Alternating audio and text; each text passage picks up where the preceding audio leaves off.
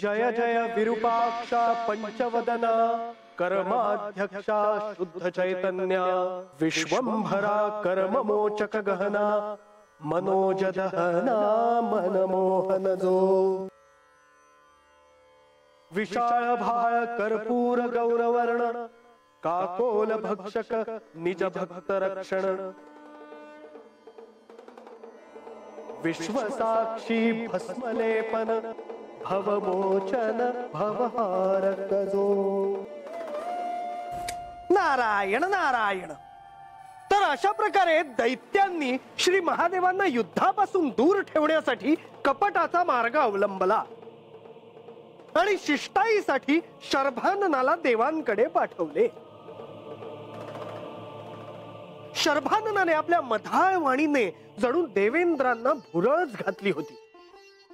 प्रसंगी देवेंद्रांनाही आता दैत्यांची बाजू पटते की काय अशी काळजी सर्व देवांना वाटायला लागली।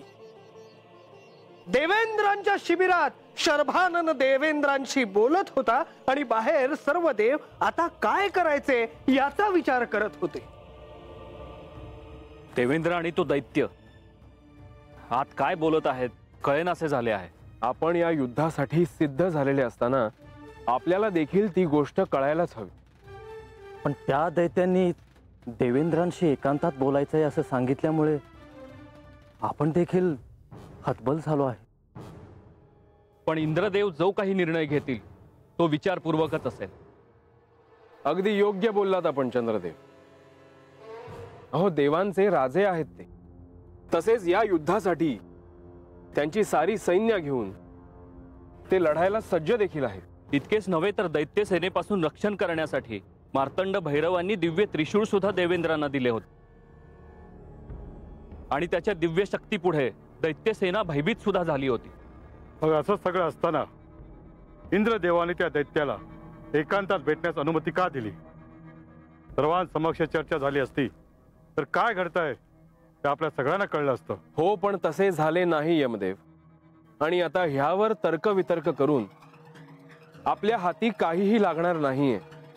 मला फक्त एवढं सूचित करायचं आहे की इंद्रदेवाने नको तो निर्णय घेऊ नये किंवा निर्णय घेण्यापूर्वी सर्वांशी चर्चा करावी।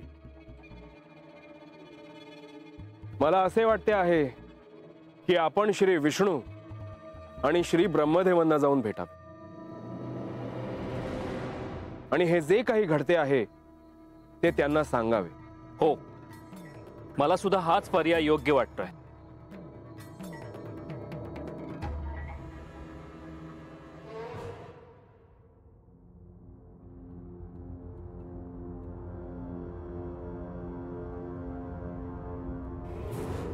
माधवा, सर्वांना काळजी वाटते आहे की युद्धाची सिद्धता होऊनही युद्धाला प्रारंभ का होत नाही। ब्रह्मदेव, जे काही घडतंय ते का घडतंय हे आपण देखील जाणता।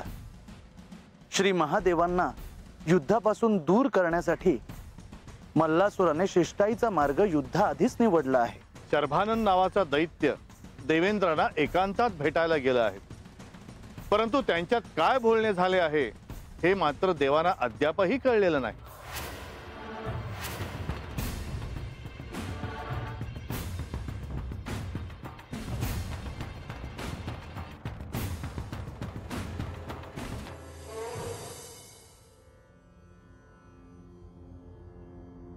हे ब्रह्मदेव, हे विष्णुदेव, आम्ही आपल्याकडे का आलो आहोत हे आपण जाणताच।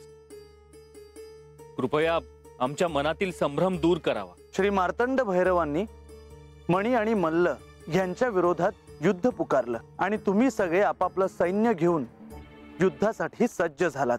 मल्लासूर देखील या युद्धाला सिद्ध झाला आणि आपल्या दैत्य सेनेला त्याने युद्धभूमीवर पाठवलं। त्यावेळी त्या विशाल दैत्य सेनेला पाहून सगळे देव भयभीत झाले आणि त्यांनी श्री मार्तंड भैरवांची भेट घेतली। तेव्हा सगळ्या देवांच्या रक्षणार्थ श्री मार्तंड भैरवांनी दिव्य त्रिशूळ देवेंद्रांना दिलं। हो प्रभू, पण तरी सुद्धा युद्धास अजून प्रारंभ का नाही झाला? आणि अशा परिस्थितीमध्ये तो कोण दैत्य देवेंद्रांना भेटावयास आला आहे आणि त्याचे प्रयोजन काय?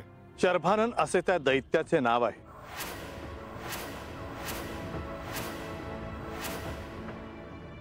आपल्या मधुर आणि रसाळ वाणीने शिष्टाई करण्यासाठी मल्लासुराने त्याला इथे पाठवले आहे.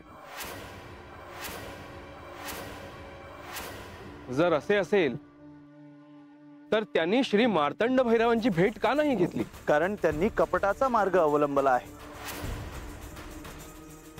श्री मार्तंड भैरवांना कपटाने युद्धापासून दूर कसं ठेवता येईल यासाठी ही चाल खेळली गेली आहे. हे असे घडणे उचित नाही प्रभो. हे सारे आपण का थांबवित नाही आहात? दैत्यांना शिष्टाईसाठी संधीच मिळाली नाही असं कुणाला वाटू नये म्हणून.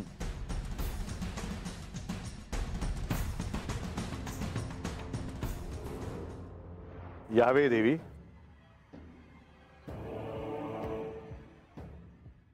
देवी, सगळ्यांना मल्लासुराने निवडलेला शिष्टाईचा मार्ग अयोग्य वाटतो आहे. मला देखील तो अयोग्यच वाटतो आहे.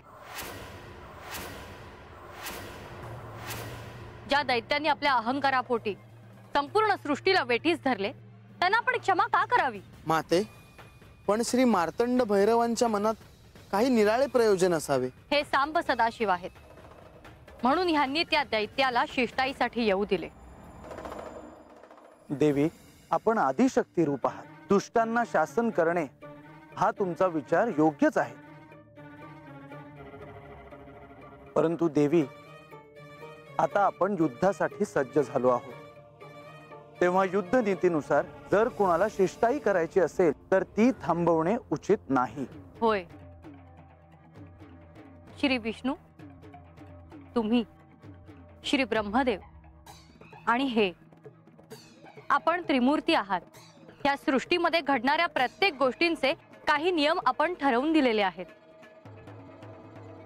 हे युद्ध न घडता जर काही दुसरा शांततेचा मार्ग सापडला तर युद्धामुळे होणारी हानी टळू शकेल. पण हे दैत्य जर या क्षमाशीलतेचा गैरअर्थ घेणार असतील तर त्याचा काय उपयोग? देवी, आपण असे बोलू नये. आपण आपला क्रोध शांत ठेवावा.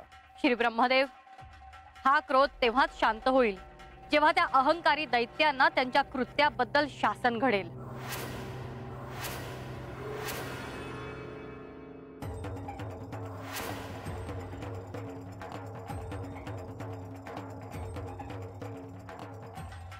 देवेंद्र शर्भाननाला घेऊन श्री मार्तंड भैरवांकडे निघाले आहेत. आता शर्भानन श्री मार्तंड भैरवांसमोर शिष्टाईसाठी उभा राहणार.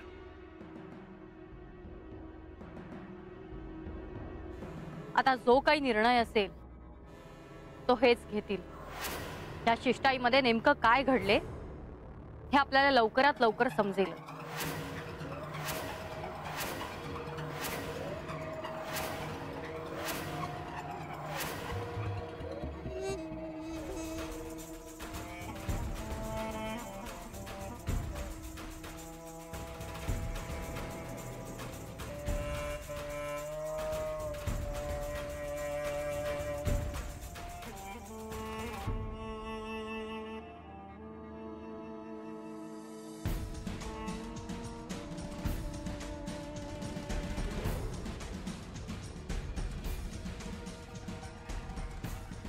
प्रणाम.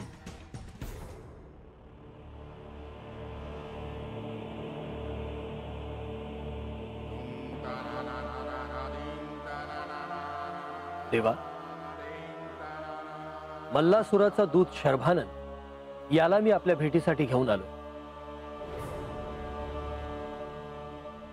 बोलावे. देवा, मल्लासुराचा एक संदेश आहे. कोणासाठी? म्हणजे आपल्यासाठीच. आपण तो ऐकलात? होय. मग त्यावर आपले काय म्हणणे आहे?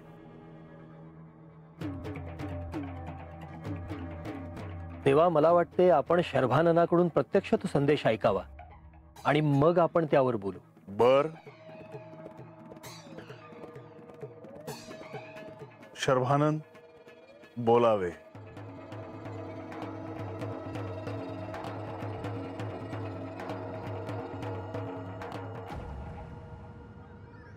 इंद्रदेव, मी बोलतो ह्यांच्याशी. ठीक आहे देवा, मी बाहेर आपली प्रतीक्षा करतो.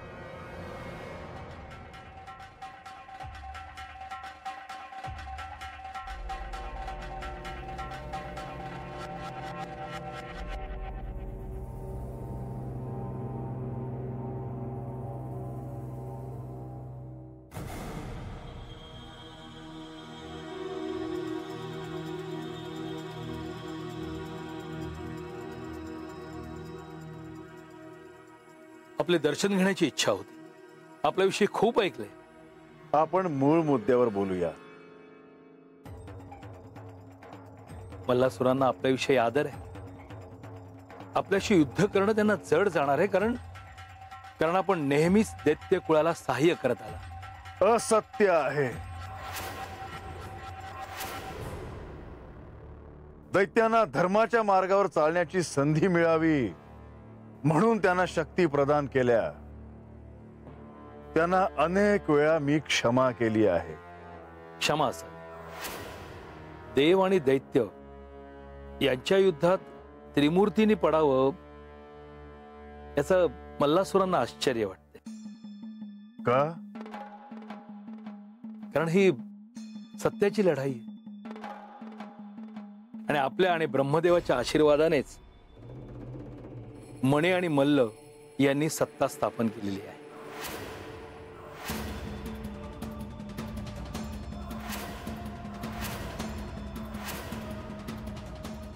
पण सत्तेचा वापर हा सत्यासाठी आणि सृष्टीच्या कल्याणासाठी करायचा असतो ह्याचा त्यांना विसर पडला आहे. निरपराध मनुष्यांच्या हत्येसाठी, स्त्रियांच्या विटंबनेसाठी आणि बालकांच्या आक्रोशासाठी नाही. केवळ मनुष्यच नाही तर मुक्या प्राण्यांच्या जीवाचेही मोल मला आहे. तेवढेच नाही तर झाडाचे पानही तोडण्याचा अधिकार मी अशा हातांना देत नाही.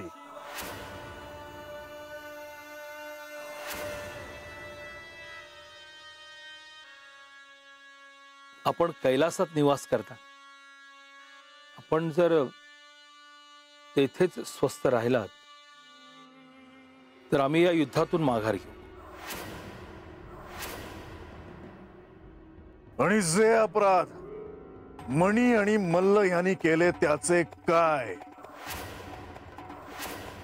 सत्ता संघर्षात असे बळी जातात देवा. शर्मानंद, या पुढे एक शब्दही बोलू नको.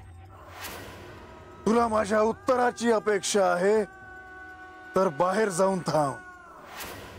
मी माझा संदेश सर्वांसमक्ष देईन.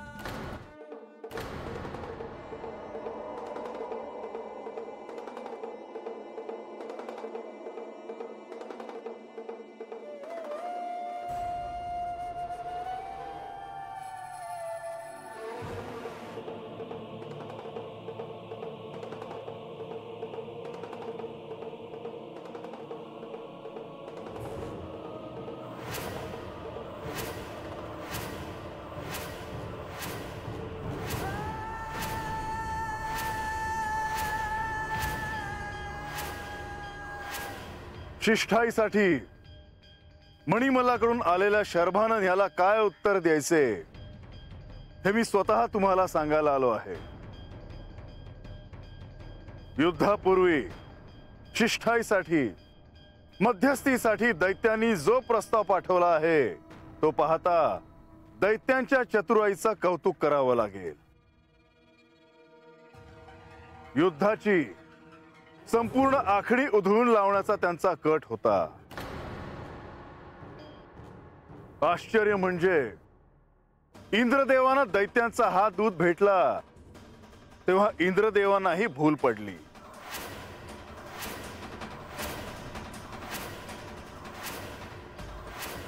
जर मी स्वतः इथे आलो नसतो तर देवसेना एका कटाचा बळी ठरली असती. क्षमा असावी देवा. देवा, ह्या युद्धात अंतिम निर्णय आपलाच असणार आहे. मणिमल्लांचा काय प्रस्ताव होता आणि त्यावर आपण काय निर्णय घेतला आहे? सांगतो. पण मला त्याआधी काही सांगण्याची अनुमती असावी. आपण कैलासातून इथवर आलो आहोत ते युद्धासाठी, दैत्यांचा पूर्णपणे निपात करण्यासाठी. आता कसलीही शिष्टाई स्वीकारू नये असं मला वाटतं.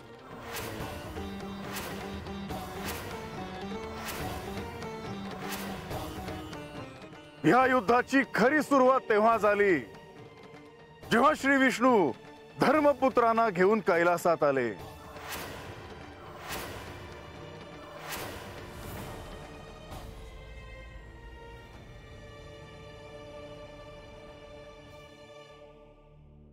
मणी आणि मल्ल या दोघा बंधूंनी सगळीकडे अन्याय, अत्याचार, विध्वंस चालवला आहे. तुमचे नावही घेता येऊ नये आणि कुणीच काही करू नये असे का? कैलासातून संपूर्ण देवसेना विमान मार्गाने इथवर आली, ती युद्धासाठी.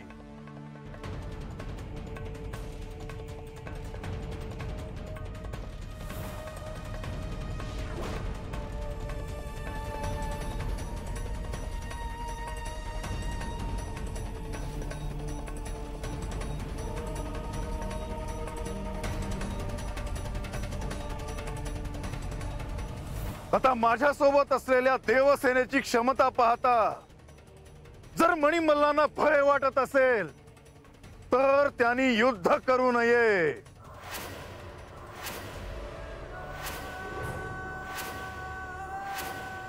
शर्भानन, माझा संदेश मणिमल्लांना दे की जर त्यांना भय वाटत असेल तर त्यांनी युद्ध करू नये आणि त्यांनी पाताळात जावे.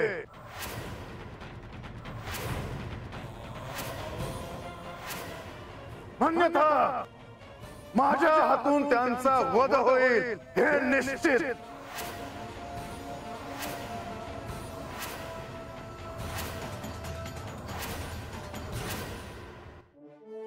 युद्धभूमीवर मणिमल्ल ज्या क्षणी उतरतील त्या क्षणी मी माझ्या पायाखाली त्यांना चिरडून टाके.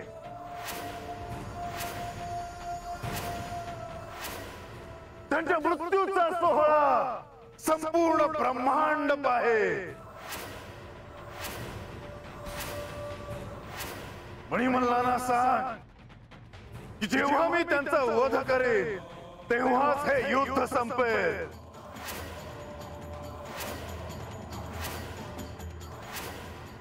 शर्भानन, मणिमल्लांना वाटत असेल की मी या युद्धातून बाहेर पडेल तर त्यांना सांग की त्यांची ही इच्छा कधीही पूर्ण होणार नाही.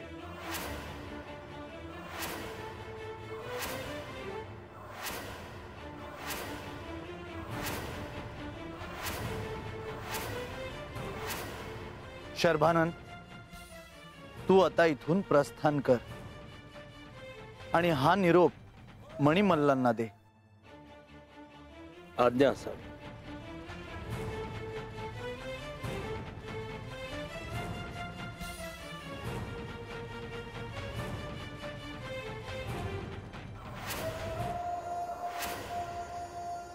नारायण नारायण. आणि श्री मार्तंड भैरवांनी शर्भाननाला कठोर शब्दात समज दिली. मल्लासुराने ज्या कपटी हेतूने हा शिष्टाईचा मार्ग अवलंबला होता तो फोल ठरला. आता त्याला शासन होणार हे उघडच होते. दैत्यांना जे प्राप्त करायचे होते ते प्राप्त करण्याचा त्यांचा शिष्टाईचा मार्ग हा अयशस्वी ठरला. परंतु अजूनही ही वार्ता मल्लासुरापर्यंत पोहोचली नव्हती. इकडे काय घडते याचा विचार करत मल्लासूर अस्वस्थ होत होता. अल्लाह